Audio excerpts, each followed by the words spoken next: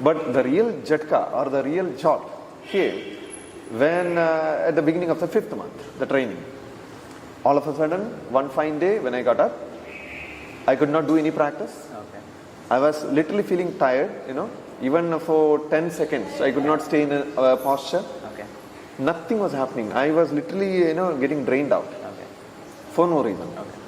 And I don't know why. Why is this happening?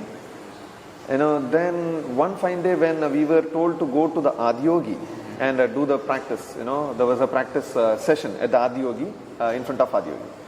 That day, really I slept, in front of Adiyogi because I could not get up. Right. I was so tired. I was literally getting, drained. That time I felt something has gone really bad. Then somebody, when I consulted, one of our participants, he was a doctor by profession. So I consulted him. He said, you got to go to the doctor. Right. I went to the, ashram doctor. He said, blood checkup, we need to do the blood checkup.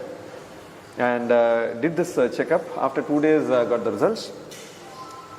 Now, to my surprise, almost 5 major parameters are out. Oh. My blood sugar is high, hyperthyroid, hemoglobin is low, I had a B12 deficiency, and hypertension. Yes. So these are the 5 different parameters, which has gone really bad. So doctor even, he said, see, immediately medication need to be, you need to go through this medication, otherwise it's becoming worse, especially the B12 vitamin. Till then I have not heard about such a thing. Okay. And I was really, I really got angry that time. Okay. Because I am doing so intense yoga for the last 4 months, Okay.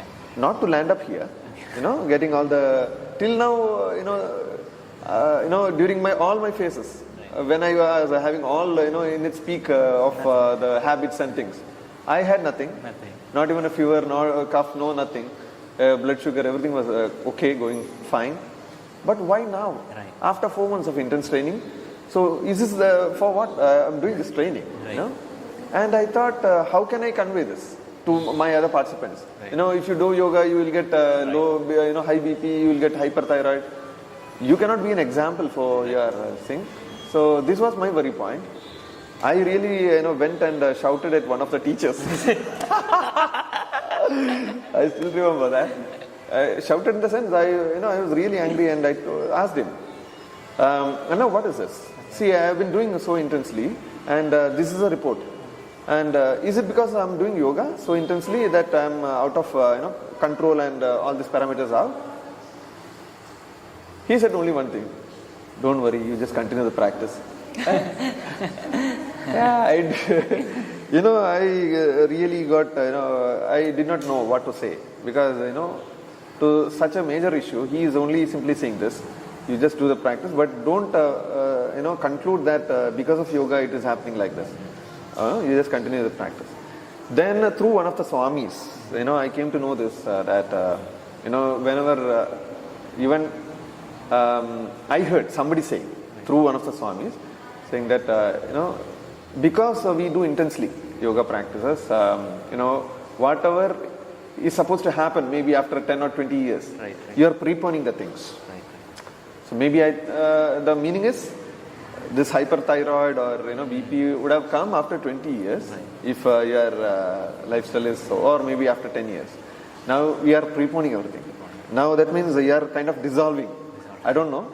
That's what some of one of the I did not know how far it's true or false, but some of my friends, there in the ashram, they said this is how Swamis say. I said okay, then let me just continue. But continuing was impossible for me. I came, I completed the training. I came out of the ashram training, and one of the doctors, as I said, the participant, he said, you just go and have normal food, homely food. Right. After going back home. By the time I was, from 94, I was 68, my weight. 30. Yeah. So when I went back home, nobody could recognize me. Okay. My mom was literally weeping, she was literally crying, started crying, looking at my, my physique. So Then, as the Anna mentioned, I just had my homely food. And to my surprise, things become better, normal. Normal, right. Normal. I did not have any kind of medication.